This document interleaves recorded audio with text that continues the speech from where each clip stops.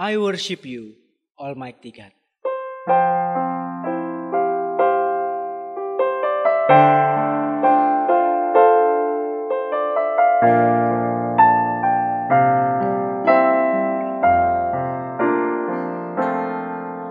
I worship you, Almighty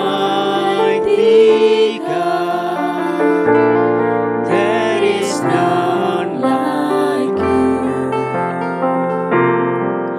I worship you, O Prince of Peace.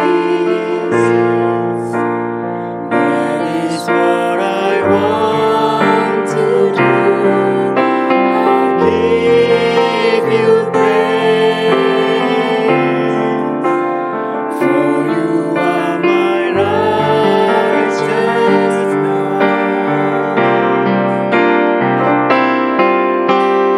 worship you, Almighty God. There is none like you. Worship you,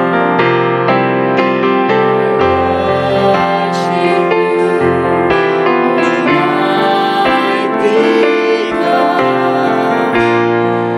is none like you. I worship you, O Prince of Peace. That is what I want to do. Give you praise, for you are my righteousness.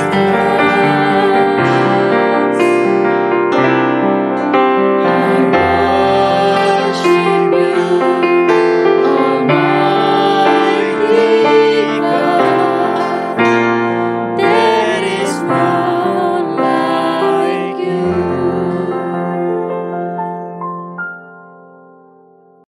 Selamat hari Minggu, selamat bertemu kembali dalam ibadah bersama dengan kami Christ Chapel Palembang. Mari sebelum kita memasuki ibadah kita mempersiapkan hati dan pikiran kita mengambil waktu teduh.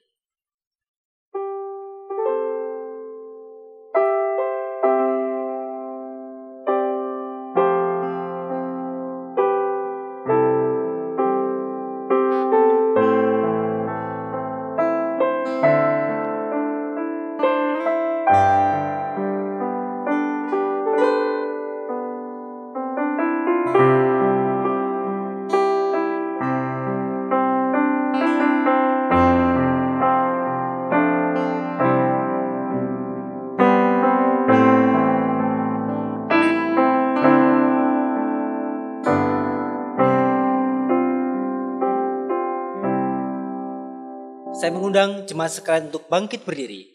Mari kita membuka ibadah kita dengan panggilan beribadah yang terambil dari 1 Tawarik 16 ayat 8 sampai dengan 10. Kita akan membaca secara bertanggapan bagian ini dan pada bagian yang terakhir kita akan membaca bersama-sama. Demikianlah firman Tuhan. Bersyukurlah kepada Tuhan, panggillah namanya. Perkenalkanlah perbuatannya di antara bangsa-bangsa. Bernyanyilah baginya, bermasmurlah baginya, percakapkanlah segala perbuatannya yang ajaib. Bersama-sama. Bermegahlah di dalam namanya yang kudus, biarlah bersuka hati orang-orang yang mencari Tuhan. Mari kita memuji Tuhan, kita mengagungkan Tuhan dan Raja kita. Rajakanlah Yesus. I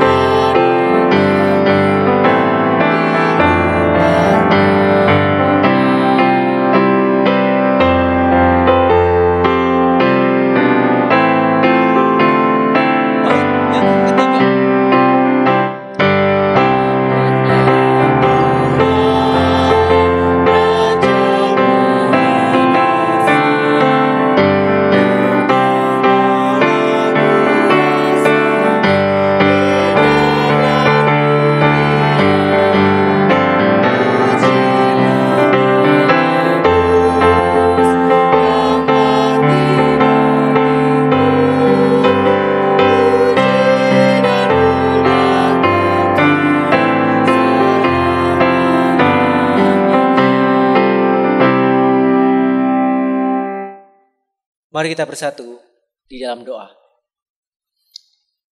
Tuhan, kami bersyukur sampai dengan saat ini Allah menyertai kami. Kami bersyukur untuk karya penebusan yang telah Engkau kerjakan. Kami bersyukur untuk setiap pemeliharaan yang terus Tuhan berikan bagi setiap kami. Kami bersyukur pada hari ini kami boleh berkumpul bersama-sama mendengarkan panggilan-Mu dalam ibadah kami pada minggu pagi ini. Kiranya setiap pujian yang kami naikkan berkenan di hadapan-Mu. Dan kiranya melalui setiap firman-Mu yang kudus boleh menguatkan kami, membimbing kami, dan memberikan kepada setiap kami sukacita. Terima kasih Tuhan, kiranya ibadah kami pada minggu ini hanya untuk kemuliaan Allah Tritunggal saja. Di dalam nama Tuhan Yesus, Tuhan dan Juru Selamat kami yang hidup, kami berdoa dan bersyukur. Amin. Jemaat dipersilahkan duduk kembali. Pembacaan firman Tuhan secara pertanggapan pada minggu hari ini terambil dari Titus 2 ayat 11 sampai dengan ayatnya yang ke-14. Mari kembali kita membaca secara pertanggapan bagian ini. Demikianlah firman Tuhan. Karena kasih karunia Allah yang menyelamatkan semua manusia sudah nyata. Mendidik kita supaya kita meninggalkan kefasikan dan keinginan-keinginan duniawi, dan supaya kita hidup bijaksana, adil dan beribadah di dalam dunia sekarang ini. Dengan menantikan pengenapan pengharapan kita yang penuh bahagia dan penyataan kemuliaan Allah yang maha besar dan Juru Selamat kita, Yesus Kristus bersama-sama, yang telah menyerahkan dirinya bagi kita untuk membebaskan kita dari segala kejahatan dan untuk menguduskan bagi dirinya suatu umat kepunyaannya sendiri yang rajin berbuat baik. Kita bersyukur untuk setiap karya yang telah Kristus kerjakan melalui pengorbanannya ganti kita. Kiranya kehidupan kita hanya untuk memuliakan Dia. I worship you, Almighty God.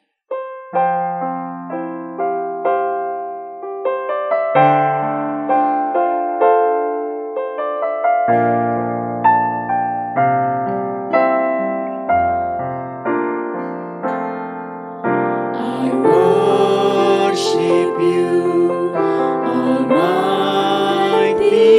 God. There is none like you. I worship you, O Prince of Peace. That is what I want to do. Give you praise, for you are my righteousness. I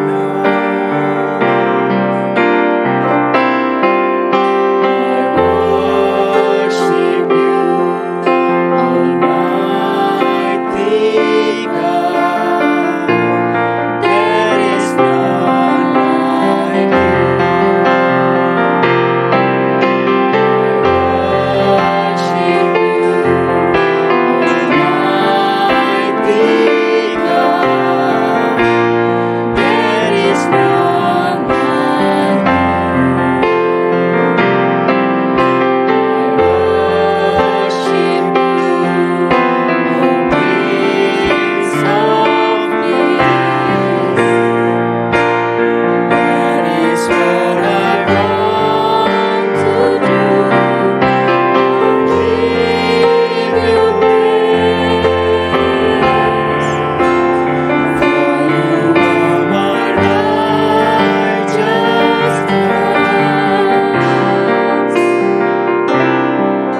I worship you, Almighty God. There is none like you.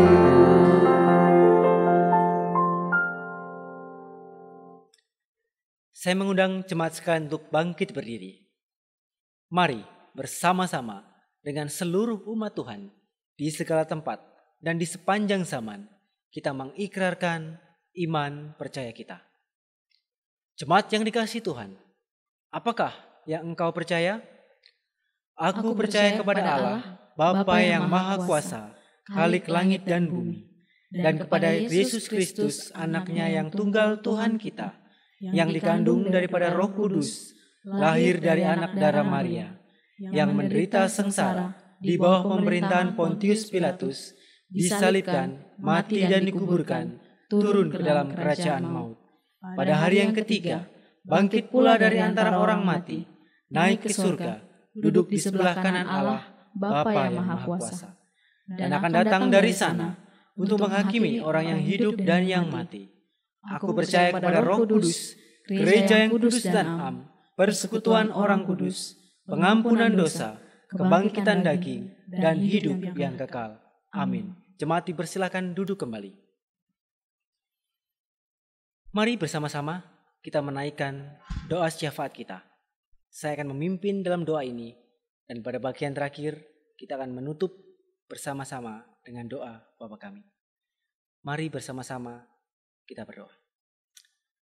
Tuhan, kami bersyukur Allah masih boleh mengizinkan kami, memimpin kami, menyertai kami sampai dengan saat ini. Ampunilah kami Tuhan, di dalam kasih setia yang selalu Engkau tunjukkan. Seringkali kamilah umat-Mu yang memberontak, yang berbuat dosa terhadap Engkau. Kiranya Tuhan sedia memimpin setiap kami untuk semakin hari boleh terus belajar semakin mengasihi Engkau, semakin hari boleh menunjukkan diri kami sebagai umat-Mu yang telah Kau tebus. Ampunilah kami Tuhan, pimpinlah kami. Tuhan, dalam kesempatan ibadah ini, kami juga ingin datang dengan kerinduan kami. Kami berdoa Tuhan untuk kondisi yang kami hadapi saat ini. Kami berdoa untuk setiap pandemi yang masih terjadi sampai dengan hari ini. Kiranya Tuhan yang terus memimpin kami. Kiranya hal-hal yang terus kami dengar ini bukan membuat kami semakin tidak peduli atau semakin apatis, tapi kami berdoa Tuhan, kiranya Tuhan yang terus memimpin kami untuk terus peka, waspada, dan menjalankan bagian kami sesuai dengan kapasitas kami dengan semaksimal mungkin. Bagi kami guru-guru, kiranya Tuhan yang memimpin kami dalam setiap pembelajaran kami. Kiranya Tuhan yang terus memberikan kekuatan bagi kami, khususnya di tengah pembelajaran jarak jauh yang masih terus kami kerjakan. Bagi kami tenaga medis dan perawat, kiranya Tuhan yang terus memimpin kami, memberikan kepada kami kekuatan, di mana hari demi hari kami harus berhadapan langsung dengan pasien-pasien, dengan potensi terpapar yang tinggi. Kiranya Tuhan yang terus menyertai kami. Bahkan di dalam pendampingan pasien-pasien non-COVID lainnya, kiranya Tuhan juga terus menyertai kami dalam kehidupan kami. Kami juga berdoa untuk setiap kami dalam setiap kegiatan kami sehari-hari.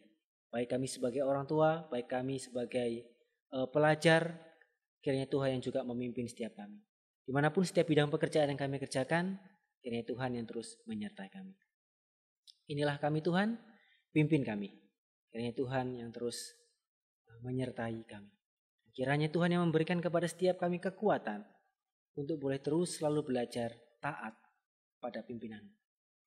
Dan untuk setiap doa dan pergumulan kami masing-masing, kiranya Tuhan juga yang terus menjawab setiap doa kami sesuai dengan waktu dan kehendak.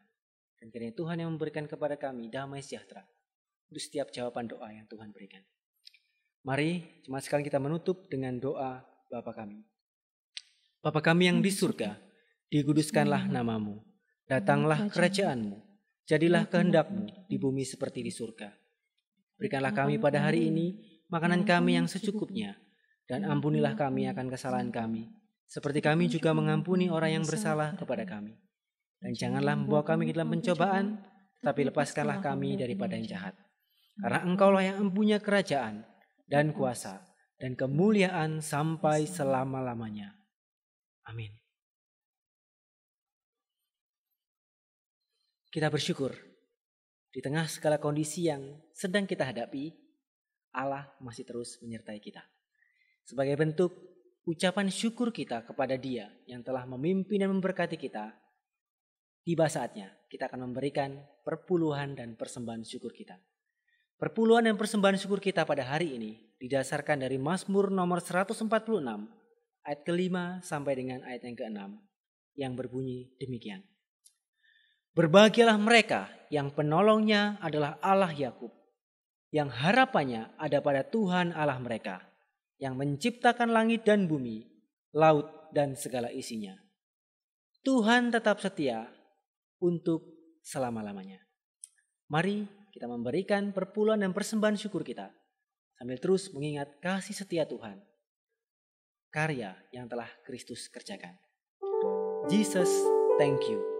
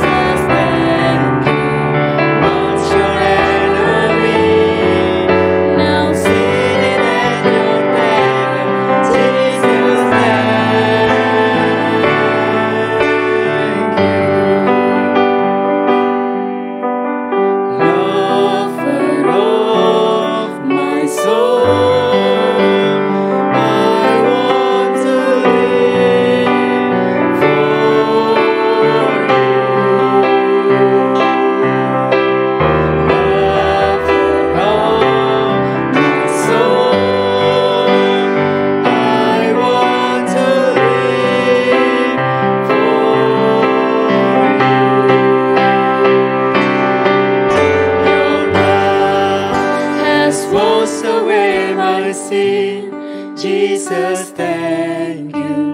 The Father's wrath completely satisfied. Jesus, thank you. Once your enemy, now seated at your table. Jesus, thank you.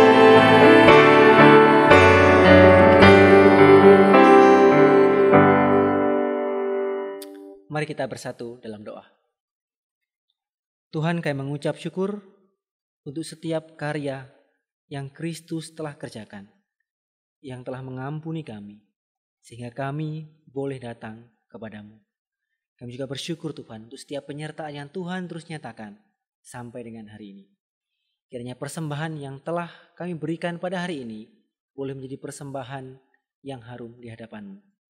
Kiranya persembahan materi yang telah kami berikan boleh merupakan suatu gambaran rasa syukur kami kepadamu.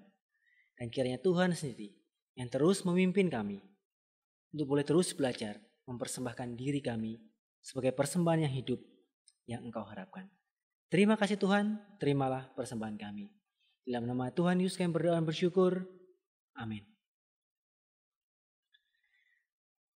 Kini tiba saatnya kita akan menyambut kebenaran firman Tuhan.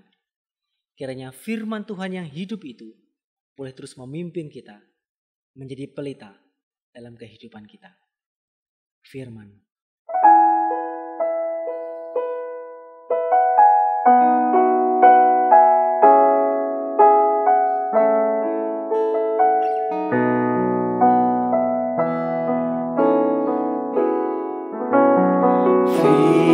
Firman-Mu pelita bagi kakiku, terang bagi jalanku. Firman-Mu pelita bagi kakiku, terang bagi jalanku. Waktu ku bimbang dan hilang jalanku, tetaplah Kau di sisiku. Dan takkan ku takut asal Kau di dekatku, besertaku selamanya.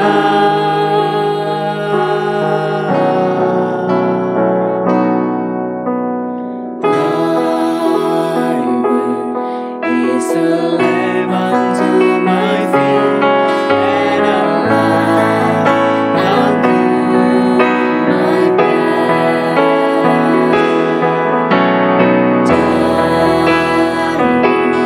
Is a lamp unto my feet and a light unto my path.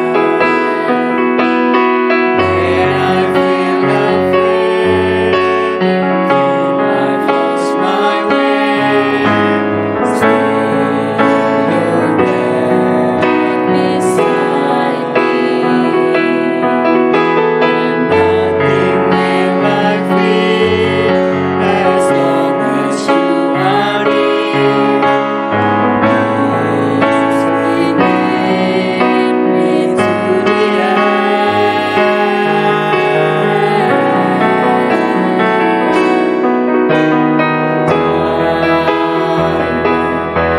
Is a lamp unto my feet and a light unto my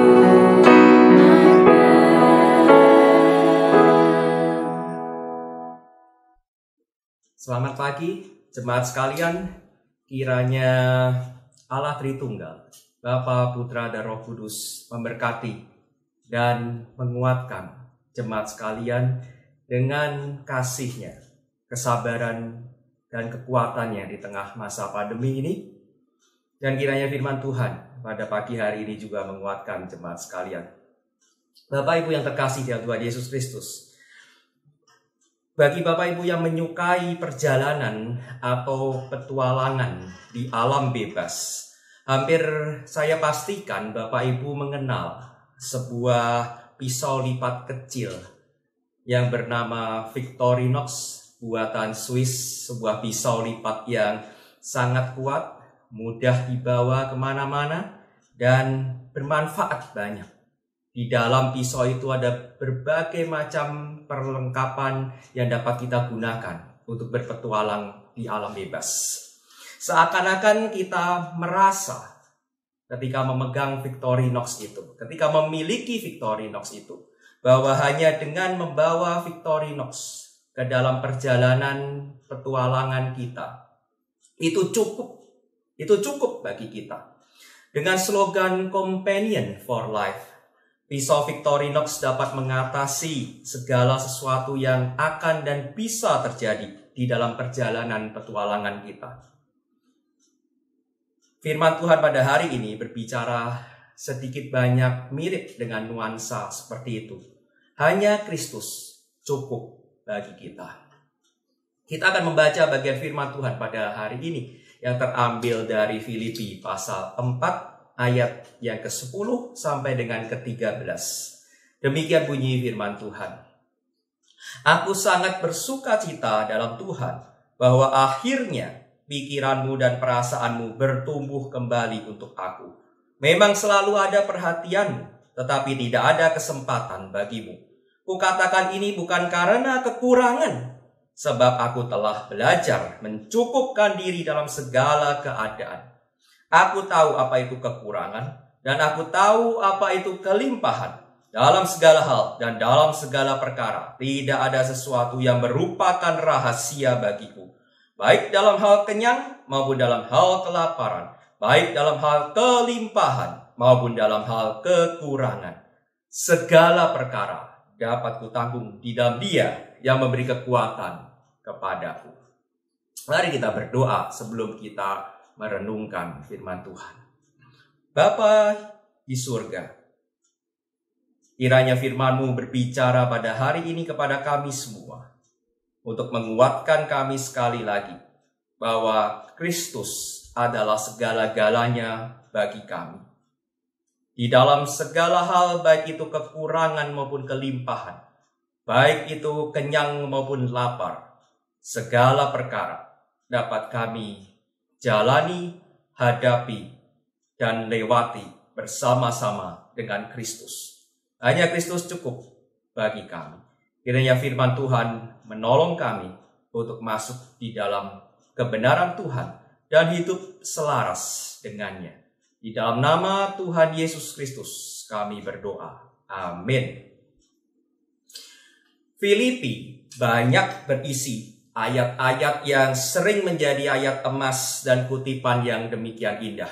Bapak Ibu yang mengikuti seri Filipi ini dari awal hingga hampir pada akhir hari ini, sudah menemukan banyak sekali ayat-ayat yang sangat indah, yang bisa menjadi ayat emas dan kutipan di dalam media sosial kita. Salah satu yang paling terkenal di dalam surat Filipi, salah satu yang paling banyak disukai oleh orang adalah Filipi 4 ayat 13 yang tadi kita baca.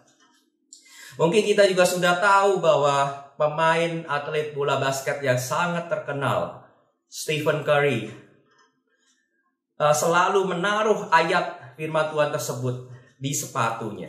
Dan kemudian mempopulerkannya di gelang, mempopulerkannya di dalam kesempatan-kesempatan yang lain.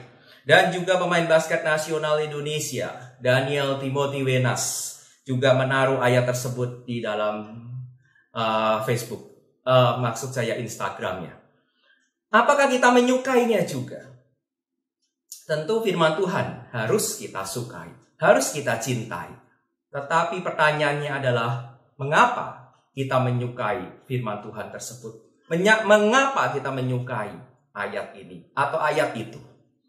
Di dalam interview dengan Nick DePaula dari ESPN. Dari ESPN, Steve Curry mengatakan demikian.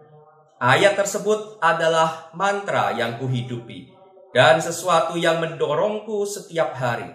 Semoga itu menginspirasi orang-orang lain untuk menemukan juga apa yang dapat mendorong mereka. Entah itu sebuah ayat atau sesuatu yang memotivasi lainnya, yang membuat engkau mengejar sesuatu dengan sungguh-sungguh. Ayat tersebut adalah milikku. Engkau dapat memilih milikmu sendiri dan membiarkan sesuatu itu mendorongmu, baik di dalam bola basket atau apapun bidang kehidupanmu. Steve Curry mengatakan bahwa ayat itu mendorong dia untuk bisa melakukan sesuatu atau bahkan segala sesuatu di dalam permainan bola basket. Apakah betul ayat itu mengajarkan whatever we want to be, whatever we want to have, whatever we want to do, don't worry, we can be whatever we want to be. We can be whatever, we can have whatever we want to have. We can do whatever we want to do with Christ. Apakah ayat itu mengajarkan seperti itu? Alih-alih mengajarkan untuk mengejar segala sesuatu in the name of Christ, bagian ini sesungguhnya mau mengajarkan kita justru tentang contentment in Christ. Rasa puas, rasa cukup hanya di dalam Kristus. Christ sufficiency. Oleh sebab itu saya memberikan judul firman Tuhan pada hari ini dengan tema Christ sufficiency. Contentment, rasa cukup, rasa puas, atau di dalam bahasa Yunaninya yaitu autarkeia. Autarkeia adalah sesuatu yang langka pada zaman Paulus. Bahkan seringkali diceritakan di dalam literatur Yunani tentang kebiasaan makan daripada orang-orang Yunani pada zaman itu. Di mana setelah mereka berpesta, mereka merasa sedikit kenyang saja, mereka langsung maaf. Mereka mengkorek tenggorokan mereka supaya mereka muntah, dan setelah muntah mereka akan makan lagi.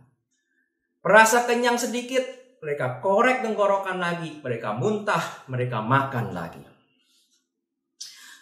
Mereka seakan-akan tidak punya rasa cukup di dalam makan. Demikian juga di dalam hal seksualitas. Yunani pada zaman itu terkenal di dalam hal prostitusi atau pelacuran. Bahkan pelampiasan seksualitas liar ini diberi wadah, diakomodir, diberi legalisme di dalam ibadah dewa-dewi mereka. Tidak heran Paulus di dalam suratnya kepada jemaat di Kolose mengingatkan, menegur dengan keras akan hal ini. Kolose 3 ayat 5 mengatakan, karena itu matikanlah di dalam dirimu segala sesuatu yang duniawi, yaitu percabulan, kenajisan, hawa nafsu, nafsu jahat, dan juga keserakahan yang sama dengan penyembahan berhala. Paulus sampai mengatakan keserakahan sama dengan penyembahan berhala. Karena itu, contentment atau rasa cukup adalah sesuatu yang langka. Maka filsafat Yunani aliran Stoikisme yang didirikan oleh Zeno dari Athena berani mengajarkan sebuah counter culture, sebuah sikap hidup yang berbeda dengan masyarakat Yunani kebanyakan, yaitu tentang self-sufficiency, tentang rasa cukup di dalam diri. Karena ini ada sebuah filsafat yang counter culture, maka filsafat ini demikian populer pada zaman Paulus. Bahkan para penafsir yang tidak teliti membaca tulisan Paulus menuduh Paulus sebagai pengikut Stoikisme. Dengan bukti ayat yang tadi kita baca, bahwa Paulus merasa cukup. Aku telah belajar mencukupkan diri dalam segala sesuatu. Oh, ini kecukupan diri. Ini adalah ajaran Stoikisme. Ini adalah ajaran Stoicisme. Maka Paulus adalah pengikut Stoicisme. Ini adalah tuduhan daripada penafsir-penafsir Alkitab yang kurang teliti dan hati-hati di dalam menafsirkan dan membaca Paulus. Tentu ada nuansa yang sangat jelas berbeda antara rasa cukup dari Stoicisme yang antroposentris, yaitu self-sufficiency, dengan apa yang Paulus sedang tuliskan pada bagian ini. Rasa cukup yang Kristosentris, yang Christ self-sufficiency. Salah satu filsuf besar daripada Yunani yang bernama Socrates juga menuliskan tentang contentment ini. Ketika ia ditanya, who was the wealthiest person? Siapakah orang yang paling kaya? Socrates menjawab, the one who is content with least. Mereka yang cukup dengan yang paling sedikit adalah orang yang paling kaya. Apakah kita merasa cukup karena kita kaya? Atau kita kaya karena kita merasa cukup? Para penulis Puritan pada abad 17 seperti Jeremiah Burroughs juga menulis buku yang berjudul The Rare Jewel of Christian Contentment. Sebuah permata yang langka daripada rasa cukup yang Kristiani. Thomas Watson menulis tentang The Art of Divine Contentment. Seni daripada rasa cukup yang ilahi. Saya rasa contentment bukan hanya langka pada zaman Paulus dan pada zaman Puritan. Pada masa saat ini, pada zaman ini, ketika gereja dan umat Allah dibombardir dengan materialisme, hedonisme, maka rasa cukup juga adalah permata yang sangat amat langka pada zaman ini. Bagian ini demikian relevan bagi kita yang hidup pada masa ini. Bagian ini adalah merupakan bagian di mana Paulus mengapresiasi, mensyukuri apa yang dibawa oleh jemaat Filipi kepada dia melalui Epafroditus. Sebuah persembahan yang dibawa melalui Epafroditus. Dan sebenarnya terima kasih atau gratitude, rasa syukur ini merupakan salah satu sebab alasan utama Paulus menuliskan kitab Filipi ini. Sehingga nuansa apresiasi atau rasa syukur ini, terima kasih ini tersebar di seluruh surat Filipi. Namun di bagian penutup daripada surat Filipi ini, bagian yang kita baca dan kita renungkan, apresiasi ini Paulus nyatakan dengan cara yang unik, yaitu dengan menuliskan tentang divine contentment, rasa cukup di dalam Kristus. Yang dapat kita pelajari pada hari ini ketika Paulus menuliskan bagian ini, mari kita membuka kembali bagian yang tadi kita baca, yaitu pada pasal 4 ayat yang ke-10 dan 11. Paulus mengatakan, aku sangat bersukacita dalam Tuhan. Perhatikan, sangat bersukacita di dalam Tuhan, bahwa akhirnya pikiranmu dan perasaanmu bertumbuh kembali untuk aku. Memang selalu ada perhatianmu, tetapi tidak ada kesempatan bagimu. Kukatakan ini bukan karena kekurangan, sebab aku telah belajar mencukupkan diri dalam segala keadaan. Di sini Paulus mengatakan dia bersukacita, bahkan sangat bersukacita. Namun dia bersukacita bukan karena pemberian itu mencukupkan kekurangannya. Bukan karena jumlah dan frekuensi pemberian itu yang besar ataupun sering diberikan. Tetapi Paulus katakan dia bersukacita di dalam Tuhan. Dia bersukacita di dalam Tuhan karena pemberian daripada jemaat Filipi itu. Di dalam ayat 17 dan 18 mengatakan, yang kuutamakan bukan pemberian itu, melainkan buahnya yang makin memperbesar keuntunganmu. Apa yang Paulus katakan adalah dia bersukacita karena pemberian itu menunjukkan rasa kasih yang tumbuh di dalam diri jemaat Filipi kepada para rasul, kepada dirinya. Mereka telah bertumbuh di dalam Tuhan. Karena itu Paulus mengatakan, aku bersukacita di dalam Tuhan. Karena mereka telah bertumbuh di dalam kasih Tuhan, mereka dapat belajar mengasihi, mereka dapat belajar memberi, sebagaimana Allah adalah sumber kasih dan sumber rahmat pemberian bagi kita semua. Ketika umat Allah belajar bertumbuh dan sudah menunjukkan kualitas seperti Allah, menjadi makin mirip Allah, menjadi makin mirip Kristus, maka di situ alasan Paulus bersukacita di dalam Tuhan. Ketika kita berterima kasih atas pemberian seseorang, apakah yang muncul di dalam hati kita? Rasa syukur pasti, ya. Tetapi rasa syukur karena apa? Nah, apakah rasa syukur karena yang diberikan itu ternyata pas dengan kebutuhan kita, sehingga kita bisa mengatakan, puji Tuhan, pas banget sama yang gue butuhin. Nah, jadi kalau pas nggak begitu butuh, apakah nggak begitu memuji Tuhan?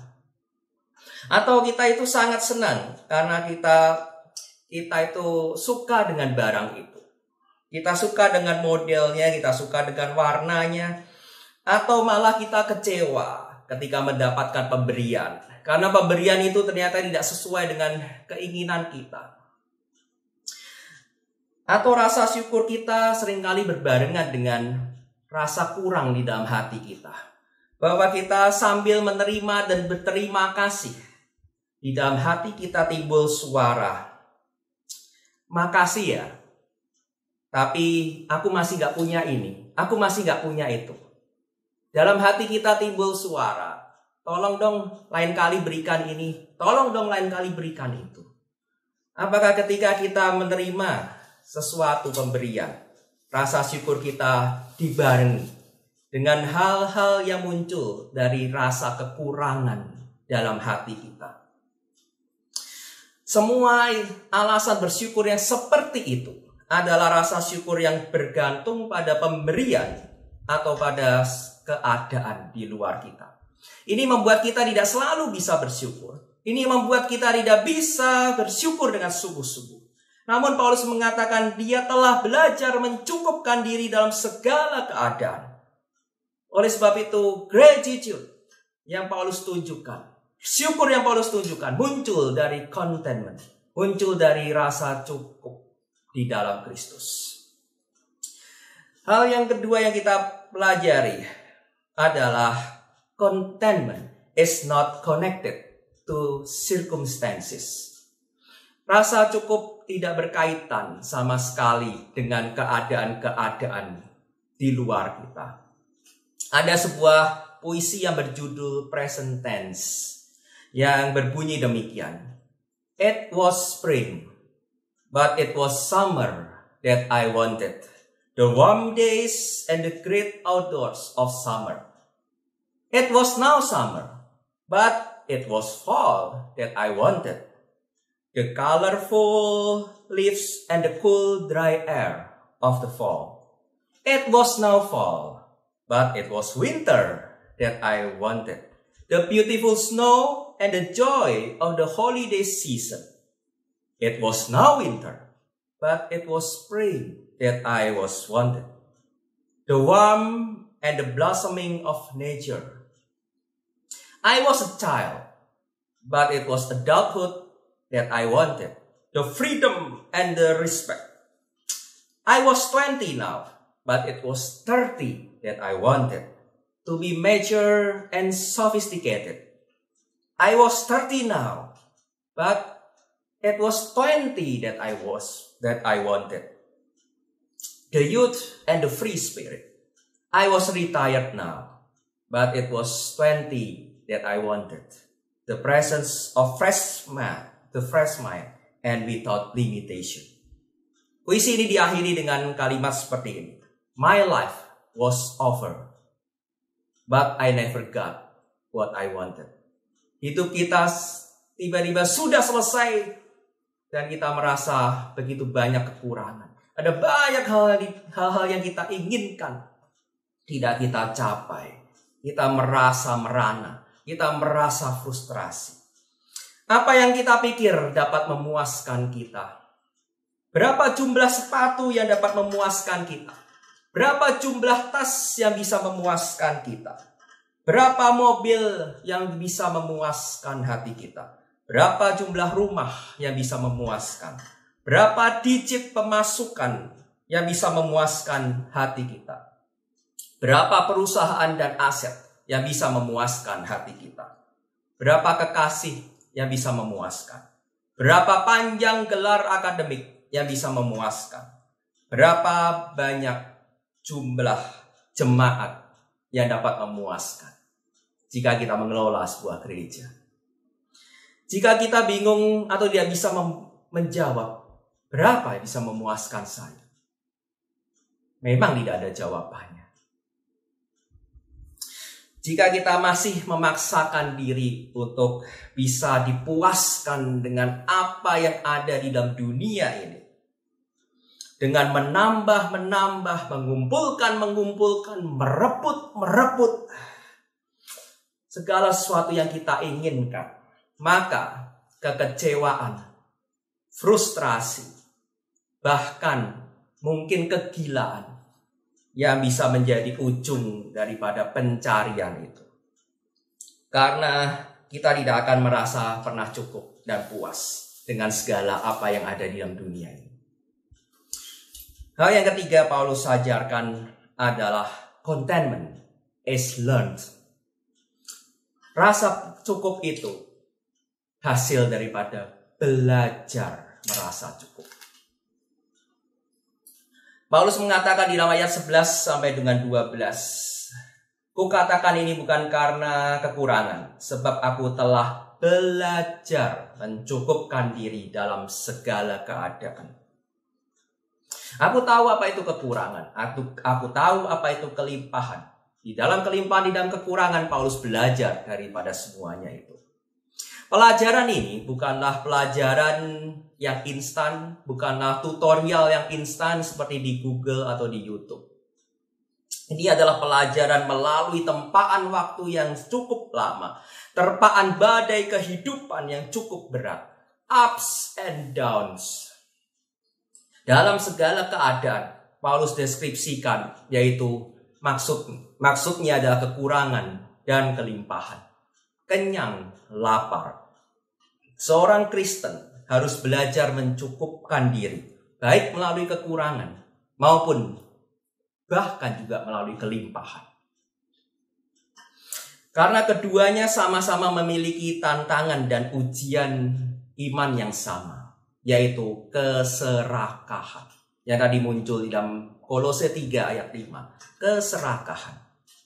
Di dalam kelimpahan dan kemewahan, kita dapat makin menjadi serakah. Kita dapat terperangkap di dalam keserakahan yang tidak berujung. Pengkhotbah memperingatkan di dalam Pengkhotbah 5 ayat 9. Siapa mencintai uang tidak akan puas dengan uang. Siapa mencintai kekayaan tidak akan puas dengan penghasilannya.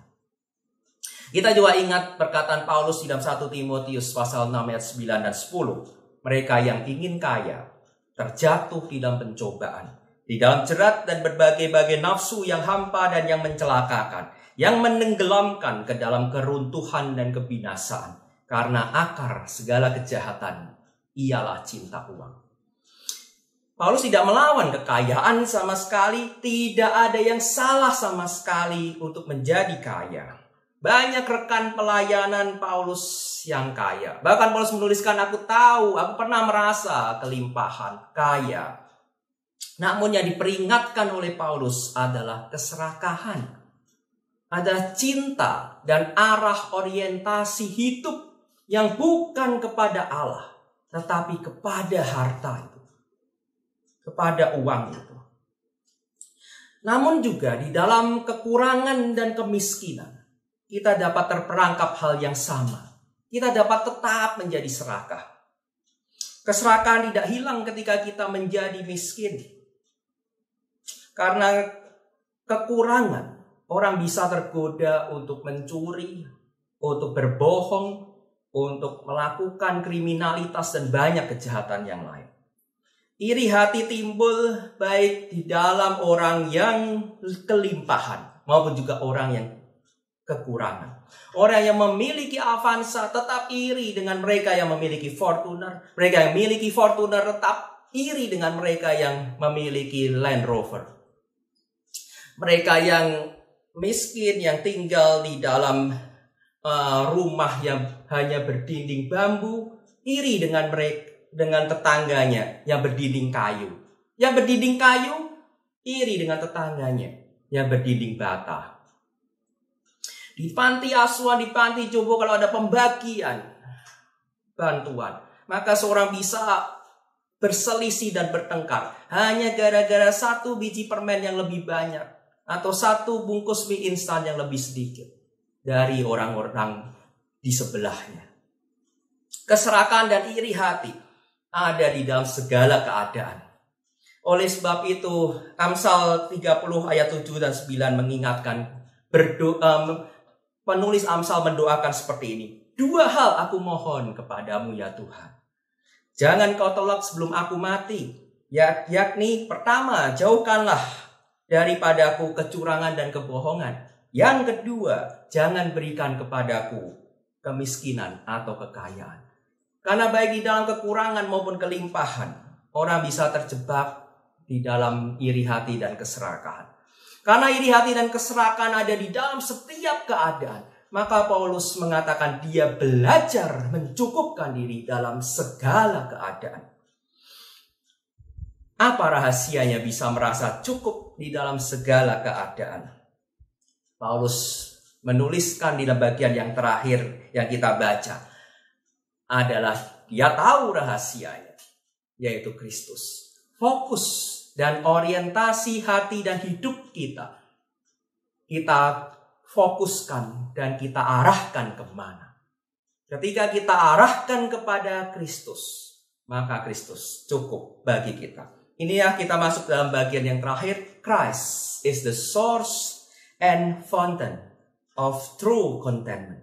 Kristus adalah sumber dan mata air daripada rasa cukup yang sejati. Allah lah di dalam Kristus yang menjadi sumber kekuatan bagi Paulus. Bukan untuk mendapatkan segala sesuatu di dalam dunia ini. Paulus tidak menggunakan Allah atau tidak menggunakan nama Kristus untuk kemudian mencari segala sesuatu apa yang ada di dalam dunia ini. Fokusnya, orientasinya sudah bukan pada dunia ini lagi, tapi fokus dan orientasinya adalah pada Kristus. Oleh sebab itu Kristus cukup, karena orientasi dan fokus adalah pada Kristus. Allah di dalam Kristus ada sumber dan kekuatan bagi Paulus untuk menanggung segala hal di dalam dunia ini. Karena Kristus ada kepenuhan hidup Paulus dan juga kepenuhan hidup kita. Paulus merasa mampu menanggung segala hal dan merasa cukup di dalam segala keadaan. Bukan karena kekuatannya sendiri. Sama seperti yang diajarkan oleh Stoicisme dan ajaran-ajaran agama lain di dalam seluruh dunia ini. Yang melatih bagaimana manusia itu sendiri bisa merasa cukup dengan dirinya sendiri. Paulus tahu manusia itu demikian lemah dan terbatas di dalam segala hal. Oleh sebab itu rasa cukupnya tidak bersumber dari manusia, tapi bersumber di dalam diri Allah sendiri, di dalam Kristus. Ini adalah senada dengan apa yang C.S. Lewis tuliskan di dalam buku Mere Christianity. Dia katakan, if I find in myself a desire which no experience in this world can satisfy, the most probable explanation is that I was made for another world. Jika kita menemukan bahwa di dalam diri kita ada sebuah hasrat yang tidak bisa dipuaskan oleh pengalaman apapun di dalam dunia ini, oleh siapapun di dalam dunia ini, maka penjelasan yang paling masuk akal adalah kita diciptakan bagi pribadi yang lain atau dunia yang lain, yaitu Allah sendiri. Di dalam Pensis, Blaise Pascal menuliskan bahwa ada lubang yang tidak terhingga, infinite abyss, ada sebuah lubang atau jurang yang tidak terhingga di dalam hati manusia, yang selalu manusia coba isi dengan segala sesuatu di dalam dunia ini. Namun lubang yang tidak terhingga ini hanya bisa diisi oleh yang tak terbatas, yaitu Allah sendiri di dalam Kristus. Di dalam Confession, Saint Augustine menuliskan, ya Tuhan, Engkau telah mencipta kami bagi dirimu sendiri. Hati kami senantiasa gelisah sampai hati kami bertemu dan beristirahat di dalam Engkau. Karena hati kita diciptakan bagi Allah, maka tentu saja hati kita gelisah dan tidak akan pernah puas dengan segala sesuatu yang bukan Allah. Tapi hati kita akan tenang, puas dan cukup di dalam dan bersama-sama dengan Allah. Oleh sebab itu, pada bagian-bagian sebelumnya yang sudah kita gumulkan sama-sama, Paulus pernah mengatakan, karena bagiku hidup adalah Kristus. Hidup Paulus adalah Kristus. Lalu juga Paulus mengatakan, karena Allah yang mengerjakan di dalam kamu, baik kemauan maupun pekerjaan menurut kerelaannya.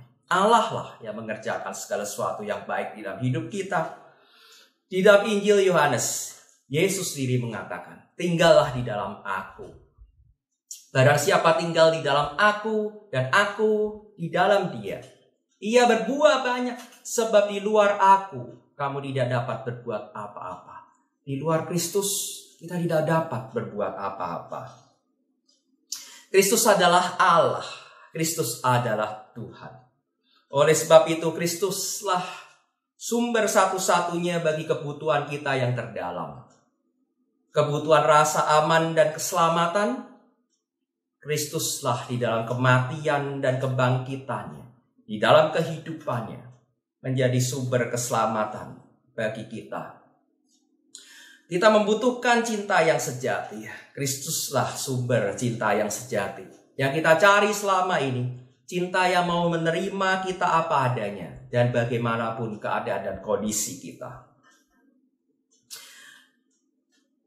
Kristus mau mengampuni kita dan menyelamatkan kita dengan hidupnya dan matinya. Kristus adalah sumber nilai dan rasa berharga di dalam hati kita.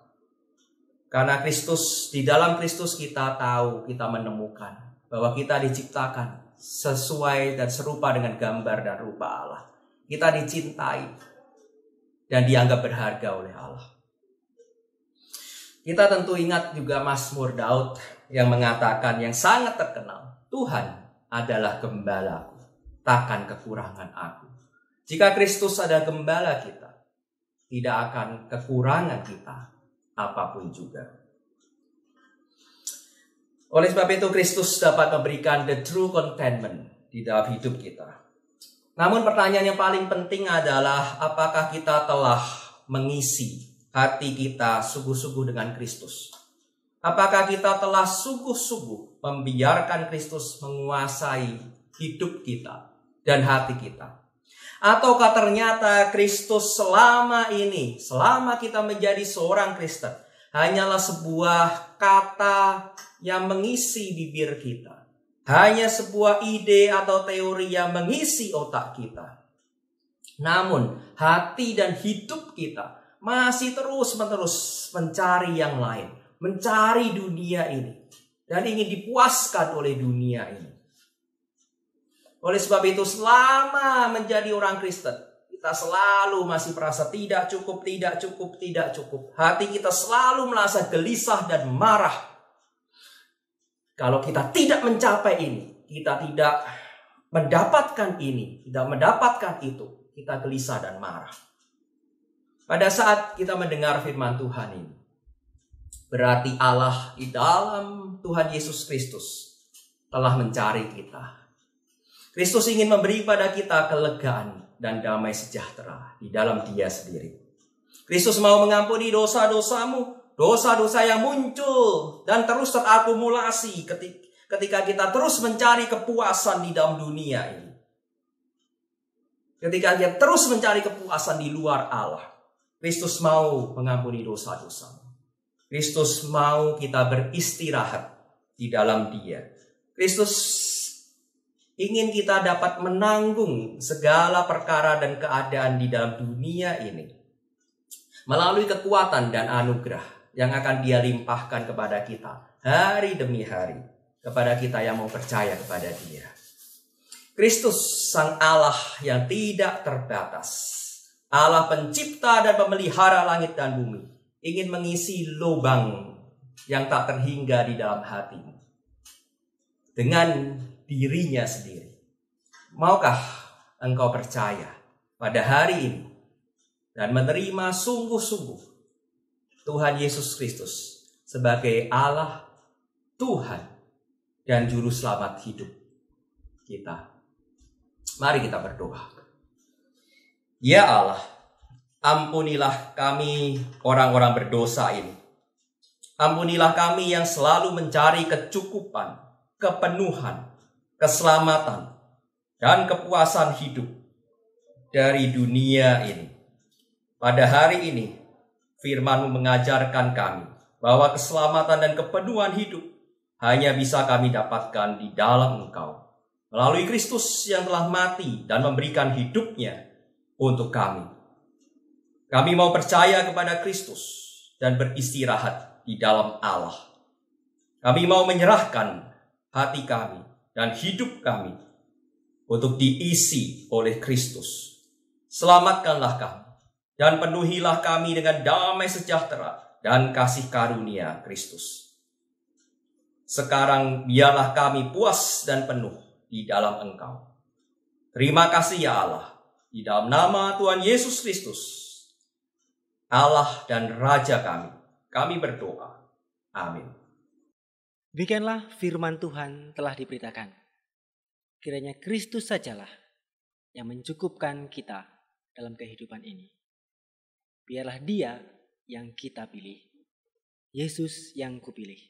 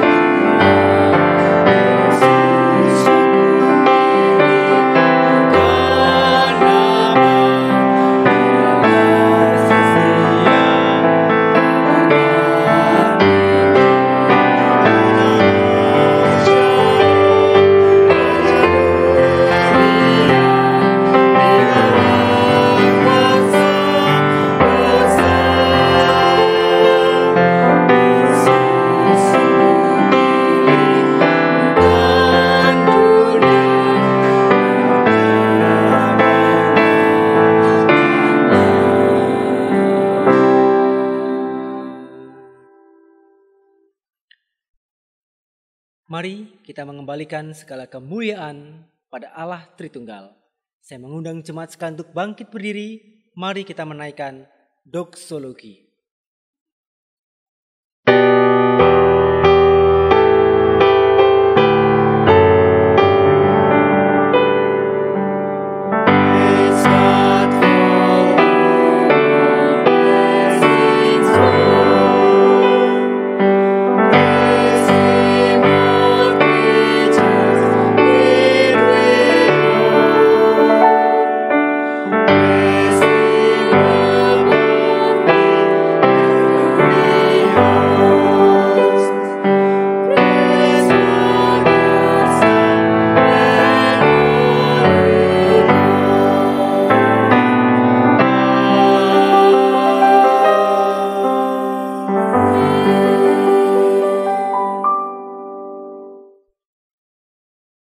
Jemaat yang terkasih, sekarang pulanglah dengan damai sejahtera dari Allah Tritunggal dan terimalah berkat-Nya.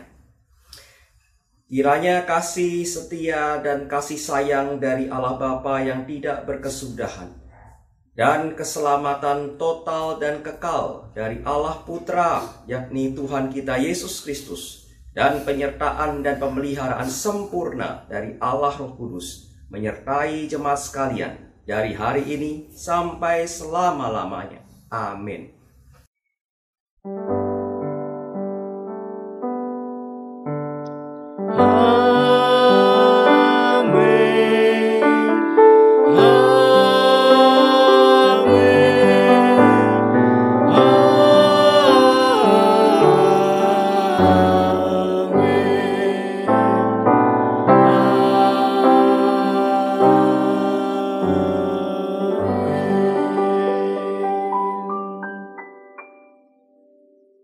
Ibadah telah selesai.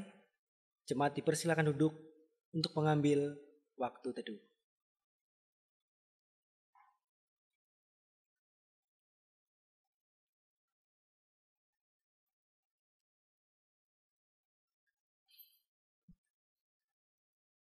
Demikianlah ibadah kita pada minggu pagi ini. Kiranya setiap pujian yang kita naikkan berkenan di hadapannya. Dan kiranya firman yang diberitakan boleh terus bertumbuh dan memimpin setiap kehidupan kita, khususnya dalam satu minggu ini. Sampai bertemu kembali dalam ibadah selanjutnya. Tuhan Yesus memberkati.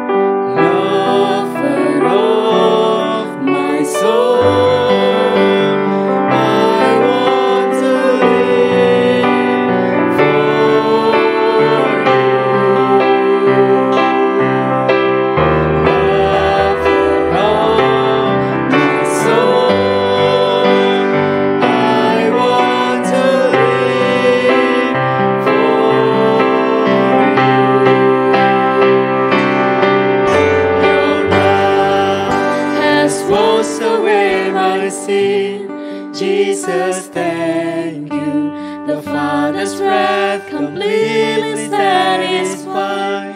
Jesus, there